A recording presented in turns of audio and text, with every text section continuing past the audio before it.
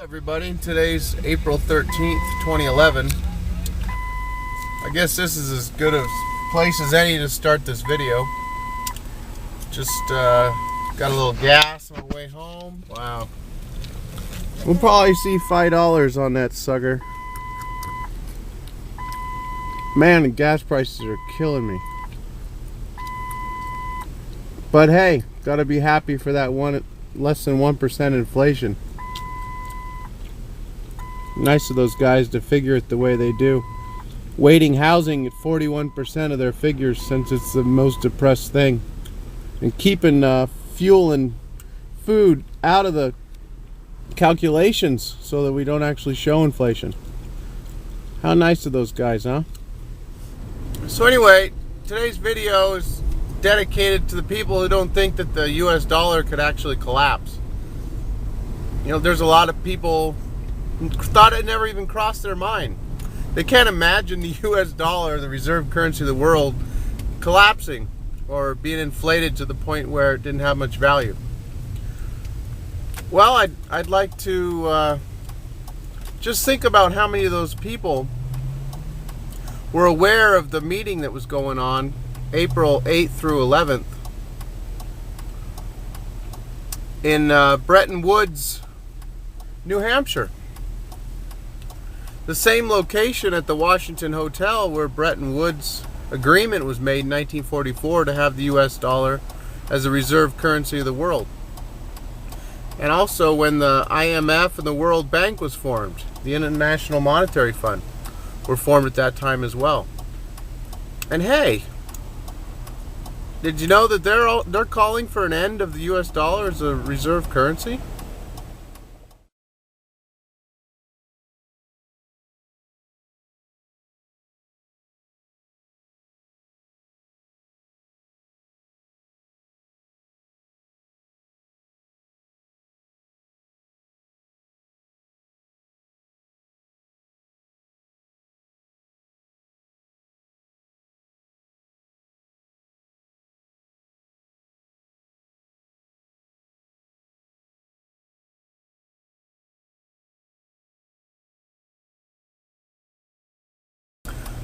Well, there's a lot happening, and this didn't happen to show up in the news. I didn't see it in the news.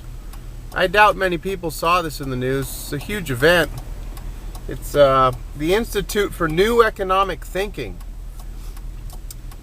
which was put together by George Soros, had their second annual meeting at the Washington Hotel, the Mount Washington. And their first meeting last year was at King's College in Cambridge, the home of John Maynard Keynes.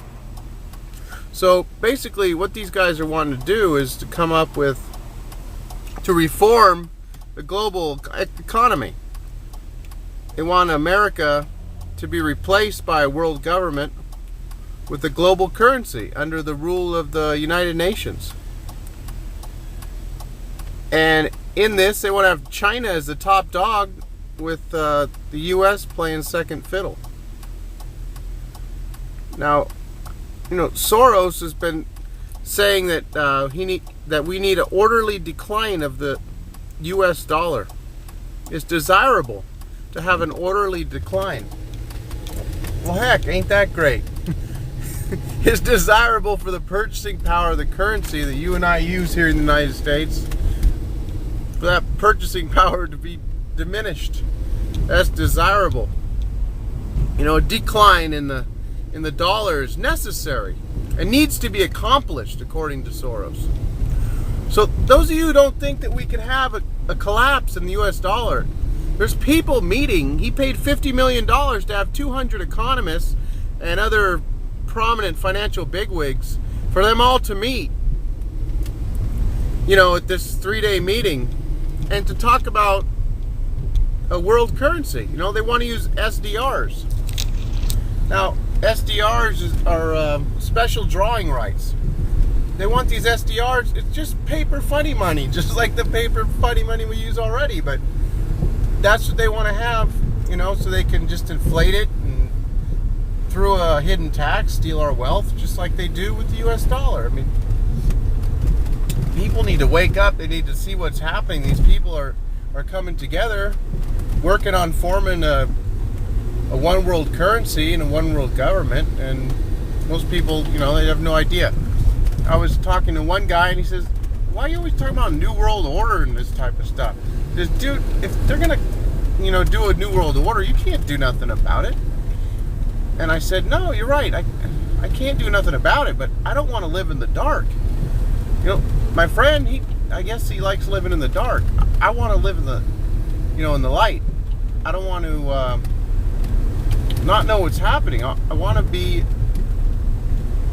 in a position where I can make decisions based on knowledge of what's happening in the world around me. I don't want to, live in some little shell where I don't even know what's happening. At this meeting were such people as Gordon Brown, Paul Volcker, Joseph Stiglitz, Larry Summers, George Soros, as well as many others. So I basically just wanted to let people know that this had happened if you hadn't heard about it. It was dubbed Bretton Woods 2 or 2.0. And, silver and gold is still going to be the best way to counter something like this. If the whole world goes on some funny money, real money should be accepted throughout the world just like it always has and always should be.